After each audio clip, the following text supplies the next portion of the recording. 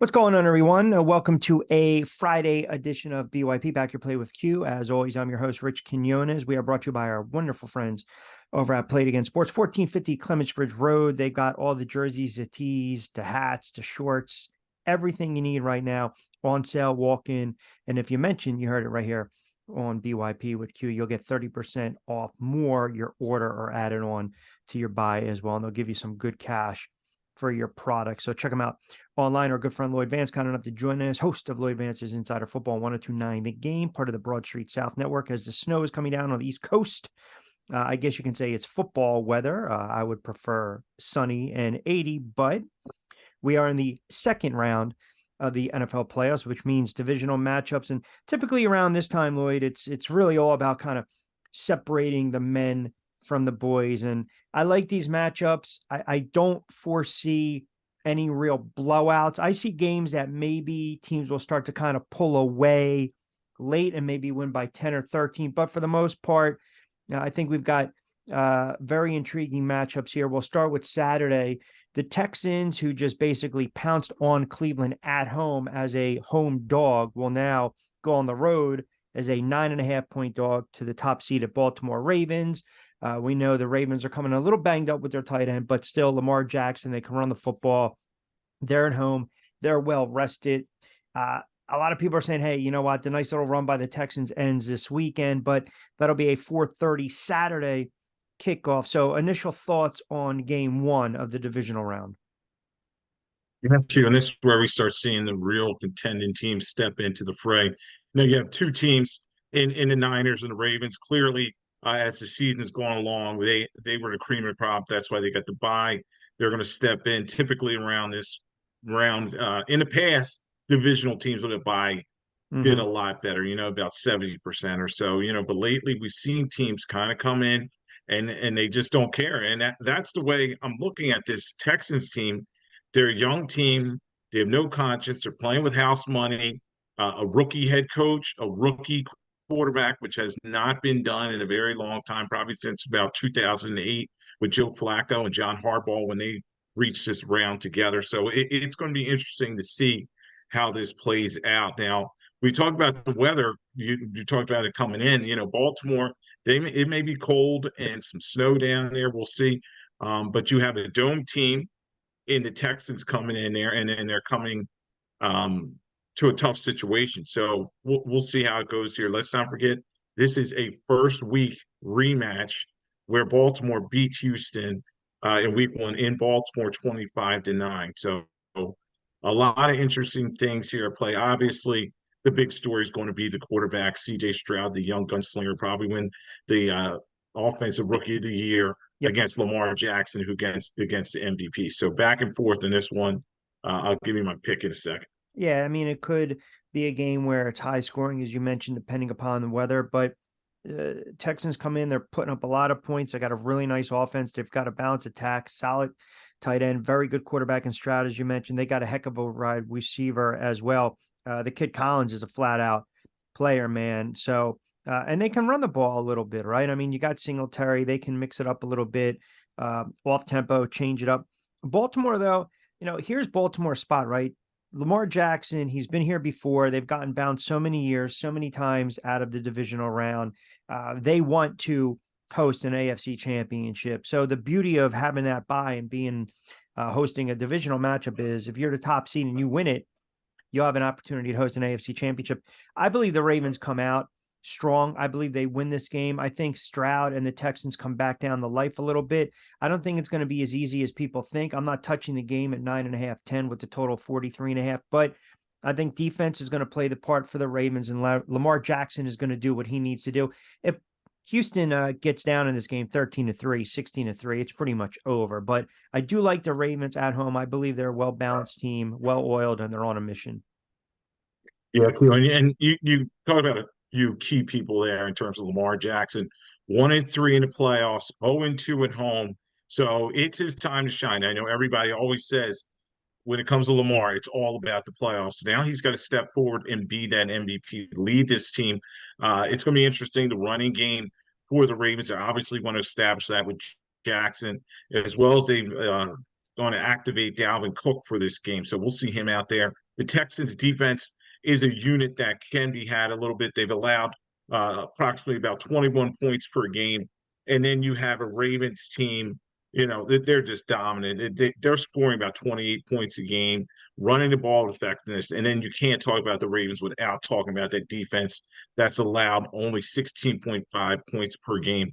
Best in NFL. Their linebackers, Queen and Smith in the middle, are just dominant. So I expect that defensive unit to, it may not be turnovers, Q, because the Texans don't turn the ball Right. over much, but I just think they'll get 3 and outs and they'll get the ball, make some big plays. I think the Texans win this one. Lamar starts moving towards that elite level, but it may be close, as you were saying. Yeah, you got that second game line is also 9.5. So you got to be careful if you're teasing down because you get the 3 in the hook. 49ers, top seed, just like the Ravens. They'll be showcased later on in the night at 8:15 on Fox against upstart Green Bay, pounding Dallas. Obviously, the score of that game is not indicative of the contest. And then you got the 49ers trying to make it back to the NFC Championship. They believe they've got such a balance of attack. And I'm wondering, does Cinderella strikes midnight here for Jordan Love? And, defensively, you have to be able to key on all those weapons for the 49ers. So give me your thoughts on that one. I'm going to handle something real quick, but just pretend I'm right here. Give me your thoughts right now. Offensively, what do the 49ers need to do? Sure. This game is very interesting because you have the familiarity between the two head coaches. Shanahan and LaFleur were friends, and they were on that staff together with the Redskins so many years ago, where one of them was a quarterback coach and the other one was underneath him. So a lot of familiarity here. Not a rematch, but when I look at these two teams, this is a tough assignment for the Niners. They cannot look past this Packers team. This Packers team is young, they're scrappy. And as you said, Love, 21 TDs and only 1 interception in his last 10 games. So he is playing at a very high level. Went into Dallas last week, took the crowd out of the game very quickly. And the way Jones is playing as well, he's played the last 4 games since come back from injury, 100 yards rushing in each of them. So tough assignment for the Niners, but when you look at the Niners, they're another complete team in terms of what I was talking about the Ravens. They're scoring 29 points per game, only allowing 17 and a half per game. Top 3 in scoring, top 3 in scoring defense. And then the key obviously is going to be Brock Purdy. Is he ready to step up? Everybody, I just saw something. All the quarterbacks in this round Q, all first rounders except Brock Purdy. So Amy Trask killed him, by the way. She basically said there's 7 quarterbacks, really good quarterbacks, and then there's Brock Purdy. I'm like, wow, that's that's a bit much. Yeah, with the Raiders front office for a long time, CBS Sports Network. I mean, I value her opinion, but I think it's also just the narrative or the perception that people have of Brock Purdy, right? What more does the kid need to do, to be quite honest with you, where we actually sit here and say he's a legit quarterback in the NFL? Yeah, and he doesn't need to do anything other than what he's done already. I think a lot of people there's that draft bias. He was the last player taken the draft, Mr. Irrelevant. I think for a long time, Kurt Warner kind of banged his head against this. Everybody's always going to say, "Oh, he's undrafted free agent. He used to work at a grocery store," but that guy became a legit NFL quarterback. He's a Hall of Famer now from his play, and I'm not saying Purdy will end up there, but he's a solid pro, and he takes care of the football, and that's the key thing here, Q. You got CMC, he's very healthy going into this team. Christian McCaffrey, Deebo Samuel, the rest of these weapons are all feeling good. They had a week off, they're ready to play, and the thing is about the Packers, they did, their record's 10-8 now, so they did have some lulls in their season, and they're young team. So I expect Shanahan to make some adjustments. And this is another game. It'll probably be a close one, but expect the Niners to run the football. And then Love has protected the football very well, as I said earlier, but maybe they get a timely turnover that turns this thing around. Shanahan right now is 3-2 versus LaFleur. I expect that to keep going. Yeah, I just think defensively, Green Bay is going to have a problem. I mean, we kind of saw what offensively the 49ers strength is a lot of men in motion, the RPOs, the slants, the screen passes, the bubble passes. You've got enough weapons, even if you get Deebo in space, McCaffrey in space, Kittle down the seam. I think they lose this game if you have Brock Purdy kind of revert back to a couple games this season where he's looked really poorly, i.e. that game against Baltimore where he had a bunch of interceptions, I think 3 or 4 in that game. But, we had last night on Martinez and Company, Wayne Henderson, who covers the Packers, does a good pod with the Packers. And I asked him, just the narrative right now on Jordan Love, and they wanted to wait and see approach, but obviously giving the reins over to him and letting Rodgers walks kind of speaks of how highly they think of this kid. But it's a different animal now. I get it. You were able to do it against the Dallas Cowboys, but now you got to go back on the road, do it again. And that's a really tough spot. And I'm curious if you heard the thoughts from Mark Shimura, former tight end of the Packers, that basically went on the radio and said, look, you know how you beat the 49ers? In essence, to paraphrase, you kind of cheap shot Brock Purdy and you take a 15-yard penalty. That to me is not setting the tone. And I equated it to last night on the air. I said setting the tone is, Brandon Jacobs trucking Charles Woodson in the 2007 NFC Championship, the first drive for the Giants. That sets the tone. You're not going to go out and intentionally try to hurt a player. But I'm wondering, though, if that's something now you say something like that, and now you got the officiating crew, if that's something that, you might get some flags for touchy-feely kind of hits tomorrow. Yeah, that's just egregious, him saying that. It reminds me of the Bounty Gate and all that stuff with Sean Payton and his old scenes. Obviously, yeah, you want to play the game hard, and they're all out there. They're all professionals, and it is a brotherhood in the NFL. And the NFLPA has really created a great environment for these guys. And for him to say that go out and hurt them. Yes, last year the game turned when Reddick took out Purdy, but that was a legal play, and he's just sacking him and hit his arm. So, I think the Niners go out there and they will try to set the tone in terms of their offensive line. Trent Williams and those guys up front, they're just dominant. And I think that's where the Packers can kind of be had on defense. Barry, his defensive unit has had trouble stopping the run. And I think the Niners try to establish that run and then go play action on him. So, Jamora, he needs to kind of calm down. The days of, the big hits and NFL crunch course, those days are over. And then obviously everybody wants a safer game out there. Yeah. Our Friday edition of BYP with Q, brought to you by our good friends at Play It Again Sports. Don't forget also our friends over at the Tri-State Admirals. They are a semi-pro team with the TBL. Give them a follow on IG at Tri-State Admirals. They'll have their tryouts tomorrow, January 20th, 2024. Registration fee is in the link. It's $175. So if you guys are looking to play professional ball, check them out. Again, they'll have their sponsors announced, but follow them on IG at Tri-State Admirals. Yeah, I think tomorrow, again, you're looking at these lines, both 9.5. You want to teach, you got to be very careful now because you're going to get the 3 in the hook. I just think Baltimore, San Fran, those teams are on, quote, the mission, so to speak. And then you got Sunday's games, Tampa and Detroit and Kansas City and the Bills. Obviously, I love all these matchups. I mean, Kansas City and the Bills are going to be the marquee game of the weekend on paper and because of the storylines. But Tampa Bay, nice story, really just took control of that game against the Eagles. Should have put them away a lot earlier. They weren't able to pull away, but they did really take care of the Eagles and sent them in a tailspin going in the offseason. And then you have Detroit, nice win over the Rams. And I just thought the difference in that game, and this is why if there was one game that I look at and say, I don't think it's going to be as competitive, this is the game, and I'm going to tell you why. I saw Detroit's red zone offense against the Rams' inability to move the ball in the red zone and score. Tampa has a hard time scoring in the red zone. You look at their touchdowns the other night. I mean, those were busted, broken plays, missed tackles by the Philadelphia Eagles, and Baker doing what he does best, improvising and using his legs. I don't think that's going to be the case come Sunday at 3 p.m. That game will be on NBC. Right now, Lions are sitting at 6.5 as a favorite. Total's about 48.5.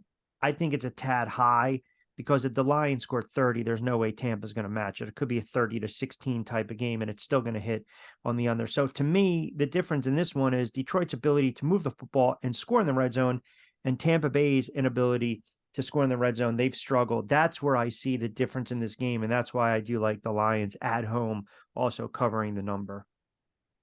Yeah, Q, this is another rematch. Week 6. Yep. Yeah, Tampa Bay playing against Detroit, and Detroit won this one 20-6. And you're right. You're wondering, is Tampa due for a letdown? That was such a big win for them over the Eagles. Everybody say, okay, well, the Eagles kind of rolled over and all that, but they needed that win. Tampa has won 6 of their last 7 games.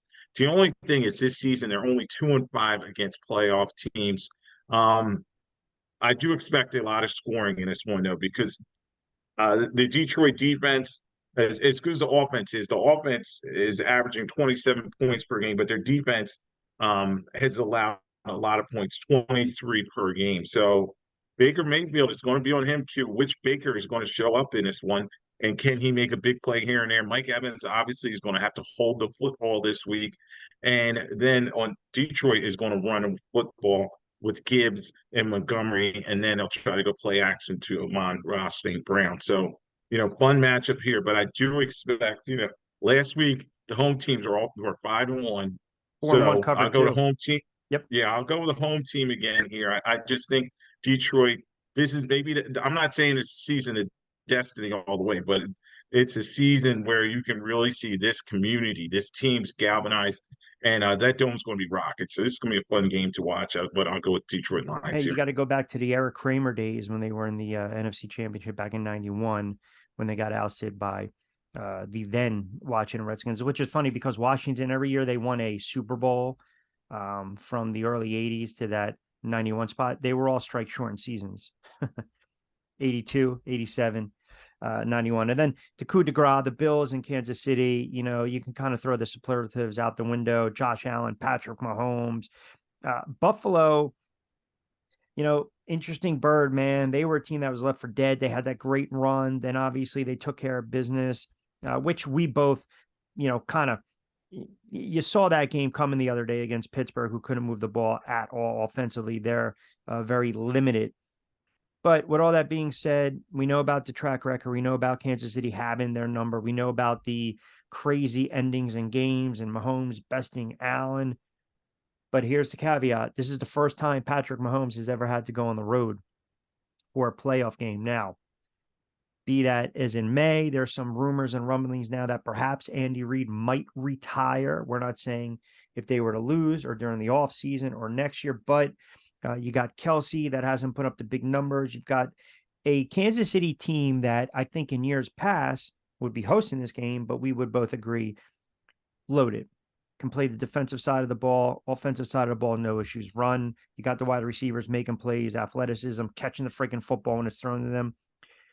But I think we might be seeing the end of a dynasty. And I also believe we're going to get a sneak peek into a team that totally realizes their window of opportunity shuts if they lose this game, i.e. the Buffalo Bills. And for that reason, I do like Buffalo. I just think offensively, they'll be able to move the ball. I know a lot of people are going to go Kansas City. They don't believe in Buffalo, but I think Josh Allen, his legs and his athleticism can really make a difference in this game. And we saw it against Pittsburgh with that ridiculous scramble for 50-plus yards. So give me the Buffalo Bills circling the wagon at home against Kansas City.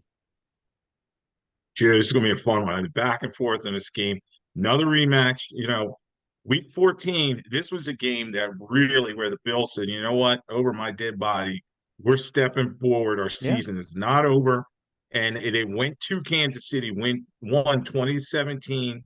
And it just showed Josh Allen. He said, I can really compete with these guys. A lot of people said, oh, well, Mahomes had his number after going in 13 seconds game where the Chiefs drove down the field 13 seconds to win it. But this Bills team has really just turned everything around in terms of all their metrics. They're scoring 26.5 per game. Their defense has gotten a lot better, even though they're beat up in terms of their linebackers, only allowing 18.3 per game. And it's going to be fun to see Ken Patrick Mahomes, who everybody always says, oh, he's not the Michael Jordan of the NFL, but he's trying to become the next Tom Brady. This is his big spot. He's 2-0 in the playoffs versus Josh Allen. Can he keep it going? Interesting thing is Chiefs this season are 6-2 on the road, so they played pretty well on the road. I just can't bet against Mahomes and Andy Reid. I think they win this one. But as you said, this is desperation bowl for Sean McDermott, for Allen. This team, as they're composed, they have to get it done. There's not much time left.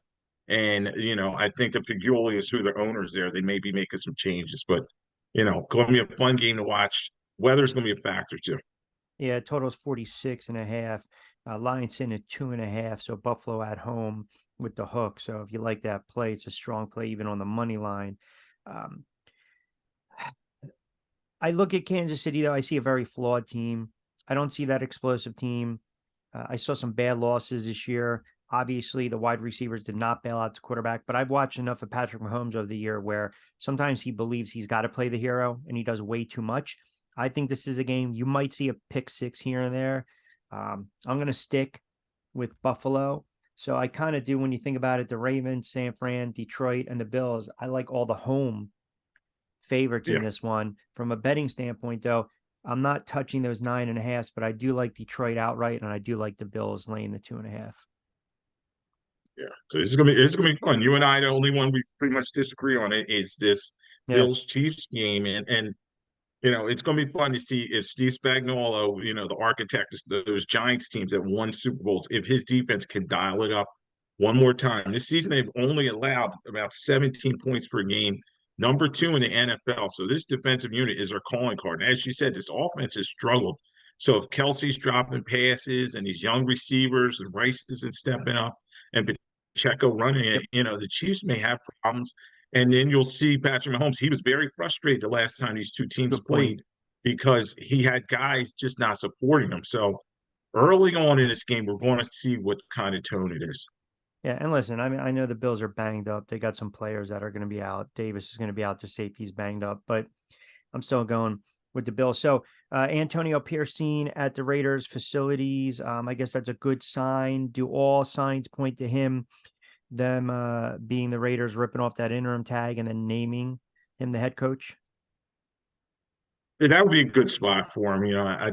Early on, I thought maybe he didn't have a chance, but you know, having Mayo in house and then the Patriots moving him right over, it just showed other teams, hey, if you have your guy, pull the trigger, move on it. And Pierce did a nice job, as you were talking about, Q, galvanizing this team. They were falling apart. They were trying to do this Patriot way thing. And it just jettisoned it with McDaniels, and then he came in there and helped clean up the mess. So he is a leader in the clubhouse because right now I'm not really sure if Harbaugh's going to do. That seemed to be guy that Mark Davis kind of was targeting. And as we move into next week, hopefully some of these openings will start getting filled out Yeah. there. Yeah, it's a good one. And I also think that win over the Kansas City Chiefs, national TV, kind of solidified his spot to show that he can coach. Tomlin, we know extension's most likely going to get done. You got McCarthy back with the Dallas Cowboys. I mean, I'm absolutely floored. We can go around the block here. McCarthy is a Dak, is a Dak, is a McCarthy. I think, the loyalty to a fault. And my buddy brought up a great point. Look how long Jason Garrett was the head coach. And what did they win? I mean, they 10 had just, years, yep, too. yep, disappointing loss. They had their disappointing loss. Here's the thing, though. Do we put more blame on McCarthy or Dak in this regard? Because McCarthy had Aaron Rodgers all those years, won one Super Bowl, lost a lot of games at home, big time playoff games, crazy games, NFC championships, comes to Dallas.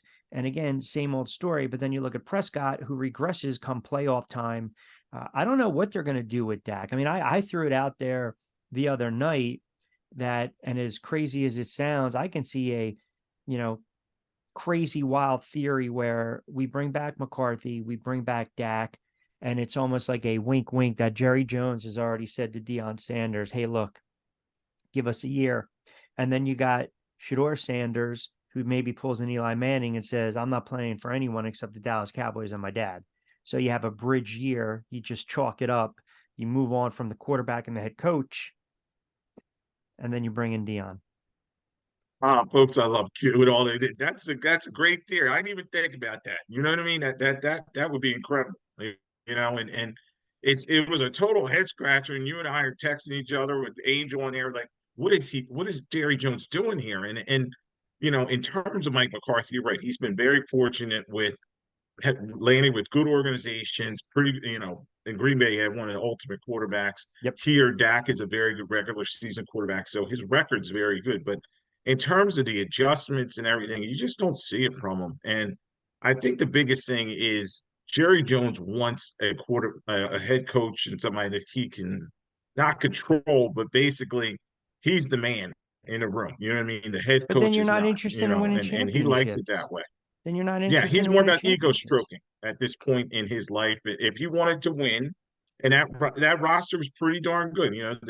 I know the Niners blew the doors off them, but maybe they got a chance to compete against them or something. But at this point, I would have to put it on the head coach, but I just don't see them cleaning that mess up. And then when you look at Dak, he was a fourth round draft pick, I think third or fourth round draft pick. So, he's always kind of played to that potential. And you're right, Q. The big moments just he falls apart. In particularly the playoffs. Now 2-5 in the playoffs, and they were never in that game against Green Bay. And everybody's going to always wonder, okay, they got Trey Lance, he's sitting there. They traded for him.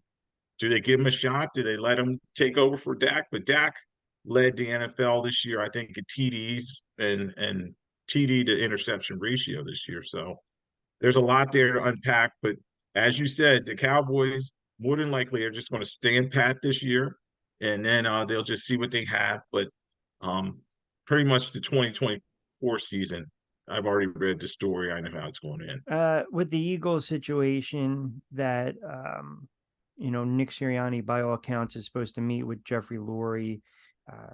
Players have gone to bat for Nick Sirianni. I don't think it really means anything at the end of the day. We saw the same thing with Doug. Lay your plan out after winning a Super Bowl, and they still went in a different direction. I just don't know how you justify bringing him back in that coaching staff after you drop 6 of 7, and then you get absolutely waxed. Now, we can talk about Sirianni until the cows come home. The body language of Jalen Hurts, and forgive me if we talked about it the other day, I feel as though there's a disconnect between the head coach and the franchise quarterback.